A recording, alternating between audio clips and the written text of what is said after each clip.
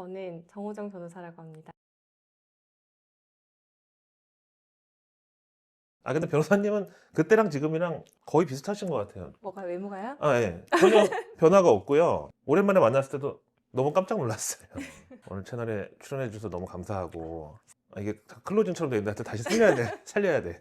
자, 그럼 이제 주식 환불에 대해서 가능은 한데 쉽지가 않다. 네. 내가 그리고 보기에는. 사실 위법 그 해지권이라는 것도 위법격 해지도 해지랑 해제랑 법적으로 좀 개념이 달라요. 네. 좀 이렇게 들어가면 딥하게 들어가는 건데 음. 해제라는 거는 소급해서 그 계약을 체결한 행위를 한 날로부터 없어지는 거예요. 그러니까 취소가 돼버리는 거죠. 근데 해지라는 거는 해지권을 행사한 그날로부터 장래적으로 효력을 없애준다는 거예요. 무슨 뜻일까요? 그러니까 해지를 설령 인정이 되더라도 그게 그때까지 발생한 뭐 손실이 있을 거잖아요. 예, 예. 그 위험이나 그 손실까지는 감내를 하고, 아, 그러니까 굳이 따지자면은 향후로 발생할 손해로부터 좀 자유로워지는 거죠. 이제 그런 정도의 의미라서 의미가 아, 제한은 있습니다. 너무 어려워요. 왜냐면 어려워요, 네. 이 주식이라는 게 아무리 음. 중고거래로 산 거라도 사자마자 막 떨어져. 그럼 불안하다가 이거 안 되겠어. 나 지금까지 손실은 내가 감당하고 이제 여기서부터 내 손실을 다른 데 전가시키려고 하는데 그러면 꼭 마침 내일부터 오를 것 같거든요. 그래서 어느 시점에서 이거 끊기가 진짜 어려운데. 저도 마찬가지입니다. 아. 근데 지나간 건 안 돼요. 장래의 어떤 네, 일단 그렇게 돼 있고, 근데 이제 그 해지권이 또 손해배상 청구권을 배제하는 건 아니에요. 그래서 그 해지권을 행사하면서 동시에 또 손해배상 청구권을 행사하고 이렇게 해야 되는데, 또 이제 문제는, 그게 어려워지는 문제는 그 입증하는 거에 난이도가 있는 거잖아요. 그쵸. 예를 들면 저희가 이제 투자 설명을 할 때 뭐 PB든 뭐 매니저든 이렇게 설명을 하실 때 원금 손실의 가능성이 있습니다. 이렇게 만약에 약간은 쓰여 있어도 네. 말씀으로 하실 때는 그런데 가능성 없습니다. 이렇게 말씀을 하시기가 쉽겠죠. 그렇죠. 뭐 이렇게 네. 써있긴 한데요. 네. 그런 일은 거의 없어요. 나라가 망하지 않는 이상 네. 뭐 이렇게 하시지 않겠어요? 맞다. 내가 옛날에 많이 쓰던 멘트 중에 하나인데. 그러니까 이거 뭐 독일 뭐 국채인데 뭐 그렇죠, 이렇게 그렇죠. 이거 뭐 예. 홍콩 HSS 이렇게 추종하는데 망하겠습니까? 이렇게 설명을 하시게 될 테니까. 근데 그런 부분이 구두로 이루어지는 거잖아요. 그 나중에 법원에 가서 다툴 때 입증하기가 좀 난이도가 있는 거죠. 그러니까 이제 개인 투자자분들이 쉽지 않은 거고, 그래서 그것조차도 지금 좀 개정 발의된 걸 봤어요. 지난달에 네. 더불어민주당에서 발의한 거를 보니까 6대 원칙이라고 해서 뭐 적합성 원칙, 적정성 원칙 이렇게 투자할 때 설명 의무를 잘 이행하라 뭐 이런 원칙이 있는데 그중에 이제 적정성이나 적합성이라는 게 그 투자자가 가지고 있는 자산 규모라든가 그 사람 투자 경험이라든가 그런 걸 비추어서 적합하게 설명 의무를 이행하라는 거거든요.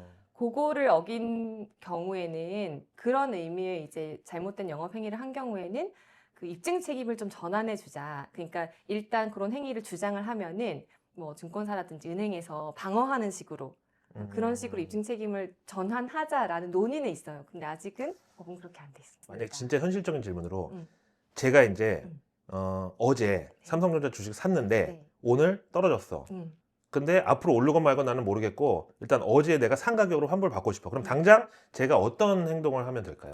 그거는 어떤 행동도 하실 필요가 없어요. 아니, 뭐라도. 그거는 가능하지 않아요. 이건 안 된다는 거예요? 그건 안 되죠. 신중하게 하셔야 됩니다. 근데 개별 주식 매매할 때는 네. 아까 얘기한 대로 그런 어떤 투자 판단에 대한 조언 같은 게 원래 없나요? 근데 뭐 그래도 개별 주식이라도 예를 들면은 처음에 요즘 뭐 증권사 사이트 들어가서 매매 같은 거 해보시면은 뭐 경고 문구가 뜬다든가 뭐 이런 거 있잖아요. 그거 그냥 귀찮아가지고 보기도 싫어, 맞아요. 보기도 조금 싫어. 요식적이고 사실 그거를 눈여겨보기가 힘들잖아요. 네, 그런 문제가 있는 거죠. 어쨌든 그게 증권사나 뭐 이런 입장에서는 그거에 대해서 고지 의무를 한 거고. 멱살 잡고 얘기해야지. 그렇게 내 말 속삭이듯이. 들어! 막 이러면서. 너 진짜, 패가 망신한다고 이렇게 정도 얘기를 해줘야지. 네. 그러면 이제 리딩방이나 아니면 뭐 그 유사 투자자문 이런 데서 네. 전문가들이 추천해준 종목을 샀는데 손해가 났다. 네. 이거는 좀 그쪽에 책임을 전가할 수가 있을까요? 보상받나요? 그러니까 그 전문가라는 사람들이 제대로 이제 허가받은 활동하는 전문가인 경우에 아까 말한 그 손해배상 책임 이런 것들은 그런 거랑 연관돼서 구조적으로 짜여져 있는 거예요. 네. 그런데 그 리딩방을 말씀하시니까 리딩방은 사실 제가 사건으로 이제 이렇게 접해보면은 네. 많은 경우에 뭐 실제 전문가가 활동하는 경우는 정말 없어요. 그 리딩방을 운영하시는 분들이나 리딩방을 운영하는 자에게 고용되어서 하시는 뭐 아르바이트생들이 정말 그냥 아르바이트로 뭐 책자 같은 걸 외우라는 걸 외우고 그 보험 판매를 하듯이 아. 외우라는 걸 외워서 이렇게 막 그 요즘 보면 뭐 텔레그램이든 이렇게 뭐 채팅방이든 이런 거 운영을 하잖아요. 네. 그런데도 그냥 정보를 실어 나르는데 본인들도 뜻을 모르는 경우가 허다해요. 그리고 진짜 웃긴 거는 네. 그 뭐 운영자나 본인들의 신조는 주식 투자를 하지 않는다라는 거예요. 그러면 음. 전문가 추천해서 산 종목도 네, 결국은 보상받을 길은 많지 않다. 네. 너무 절망적으로 가는 것 같은데. 아니 근데 마침 아닙니다. 오늘 네. 이게 우리 구도가 카메라 보시면 알겠지만 약간 색깔 안경 낀 사람이 변호사님하고 이렇게 나란히 앉아 있으니까 무슨 연예인 이혼 관련 기자회견할 때 아, 이혼 정은 아니고요. 변호사님 옆에 앉아가지고 그거 아니면 약간 이제 소파가 있고 이제 이렇게 둘이 앉아 있으니까 염세주의적이라 그런지 오은영 위기의 가정에 지금 카메라가 찾아와가지고 뭐 이렇게 지금 못 살겠다고 그런지 얘기나 들어보자. 약간 금쪽이로 출전하신 거 아닌가요? 맨날 밸류업 말로는 ESG 하는데 결국 결론은 ESC 사람들이 다 국장을 탈출해버렸다. ESC 누르고 나가버렸다. 그래서 이제 주변에 안타까운 사연들을 우리가 많이 보는데 진짜로 그냥 찐 개인이에요.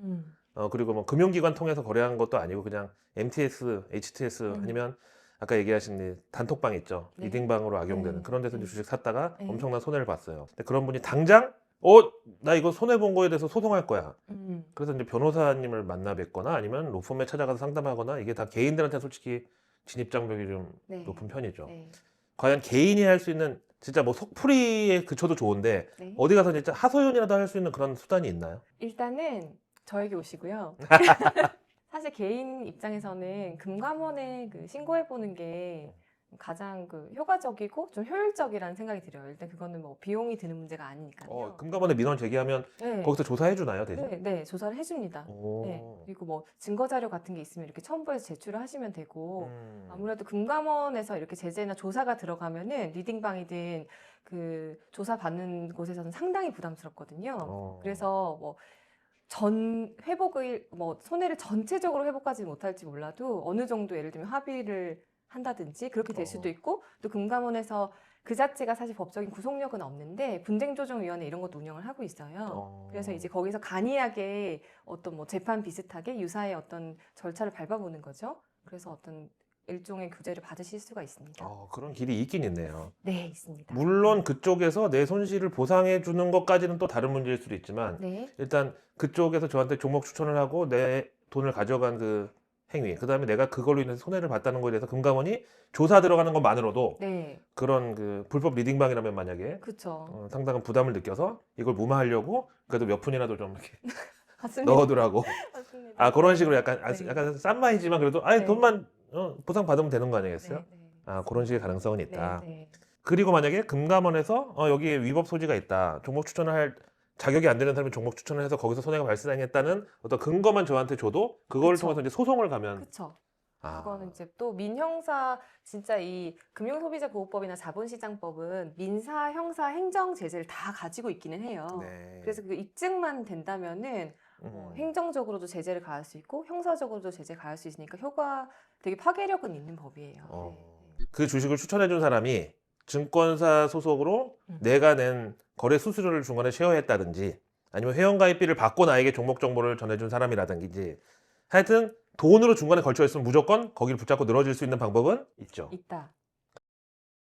그러니까 이런 특징을 가진 사람은 꼭 나중에 사고가 나더라. 음. 피해야 될. 음. 근데 이거 진짜 중요한 것 같아요.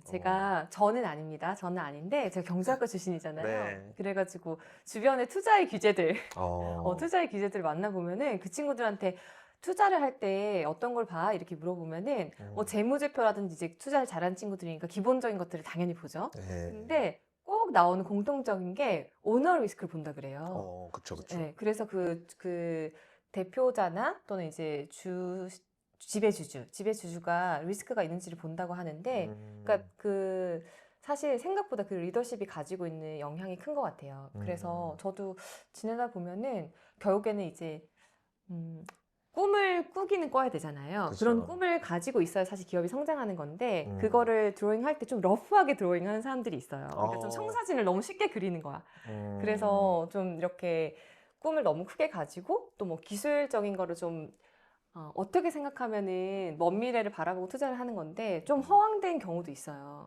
그러니까 오너들이 좀 뭐 그래서 사실 사람들이 그걸 많이 혹하게 되거든요. 그게 밸류에이션 아닌가요, 사실은? 그래서 지금 현재 가치보다는 너무 그 기업이 가지고 있는 아이템에 대해서 현혹이 되는 거예요. 또 기술이라는 게 매력적으로 보이고 좀 팬시해 보이고 이렇게 하면은 허황된 면이 있는데도 사람들이 그렇게 생각하지 않고 장밋빛 미래를 그리면서 좀 빠져들게 되거든요. 근데 그게 이제 오너의 능력이기도 한데 그게 좀 묘하게 사이비 교주처럼 그 오너들이 너무 이제 그런 쪽으로 해서 투자자들을 유인을 잘 하는데 실제 자기 말을 못 지키는 경우가 많아요. 그래서 그 오너들이 약속을 할 때 좀 구체성을 가지고 약속을 하는지 그런 걸 좀 지켜보실 필요가 있습니다. 네. 하여튼 약간 어떤 오너가 포부와 꿈과 희망을 갖고 있는 건 좋은데 너무 허황된 네. 그리고 구체적인 액션 플랜이 없는 네. 말만 좀 쉽게 던지는 이런 사람 조심하자. 역시 오너가 어떠냐에 따라서 네. 다가오는 2025년대로 어떤 투자가 유망할 걸로 보세요? 유동성은 좀 풀리지 않을까라고 어. 기대는 하고 있어요. 진짜요? 올해보다 유동성 환경 더 좋아질 것으로? 네, 저도 그렇게 이른 기대는 하고 있어요. 근데 뭐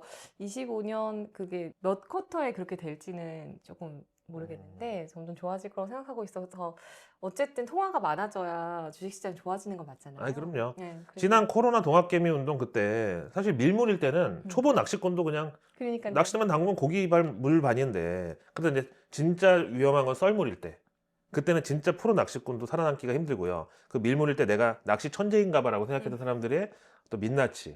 그래서 워런 버핏이 비로소 썰물이 됐을 때 누가 발가벗고 헤엄쳤는지를 알 수 있다. 그래서 배영은 위험한 거다. 죄송합니다.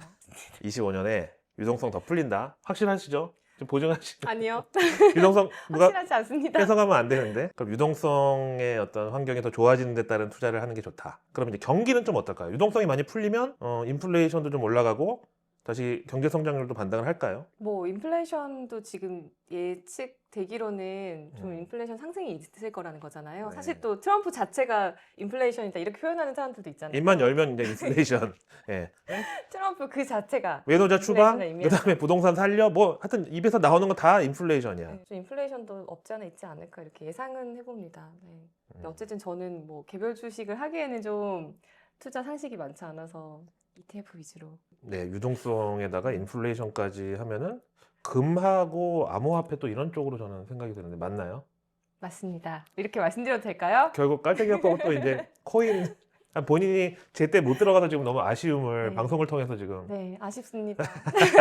근데 변호사님도 주변에 보면은 하여튼 정보에 빠른 건 진짜 확실한 것 같아요. 뭐 주식시장뿐만 아니라. 네. 근데 아무래도 거기서도 네. 약간 양극화가 있지 않나요? 왜냐면 변호사님들 항상 조심해라 위험하다 막 이런 거 위주로. 맞습니다. 네, 그게 변호사업을 하다 보니까 어떤 분들은 거의 사업가가 되세요. 그래가지고 그러니까 변호사 업무보다 본인이 투자를 실제 하거나 그 M&A 같은 것도 그러니까 딜을 이제 보조하는 사람이 되는 게 아니라 실제 진짜요? 예, 거의 뭐 딜의 그 참여자가 되는 본인이 막 펀드레이징 해가지고 네. 막 딜 메이킹을 하러 네, 다니신다고. 네, 그렇게 거듭나는 경우가 또 왕왕 있어요. 와, 그 보는 게 그거니까. 법률 자문은 안 네. 들겠네요, 돈이. 본인이 하면 되니까. 그거 그래서 대단한 아니, 거예요, 근데 그거. 보통 변호사가 하게 되면은 본인 법무법인 또 따로 있어요. 그 두 가지 업을 동시에 하는 거죠. 그럼 이렇게 여기서도 수익이 나고 여기서도 수익이 나고 이렇게 자문료가 그게 M&A 네. 만만치 않거든요. 네, 맞습니다. 네. 그렇게 하는 경우가 있고 이제 음. 저처럼 그 뭐 거기 그냥 딜을 하는 거에 보조자로서 이렇게 매달려서 업무에만 자문이죠, 추진하는 자문. 뭐 네. 이런 그런 변호사도 있고 그렇습니다. 얘기하다 보니까 평소에 우리 만나가지고 이거 털 때처럼 시간이 너무 빨리 가버렸는데 맞아요. 오늘 저희 수다 우리 구독자님들한테 많은 도움 되셨으면 좋겠고 다 농담 속에 뼈가 있습니다. 언중요골 오늘 귀한 시간 내주신 그리고 우리 런던 고라니 구독자님들 위해서 연말에 또 여러분들께 좋은 조언 많이 전해주신 정호정 변호사님께 감사드립니다. 감사합니다. 안녕히 계세요. 내일 뉴스에서 뵐게요. 내일 뉴스 사랑해주세요. 고마워.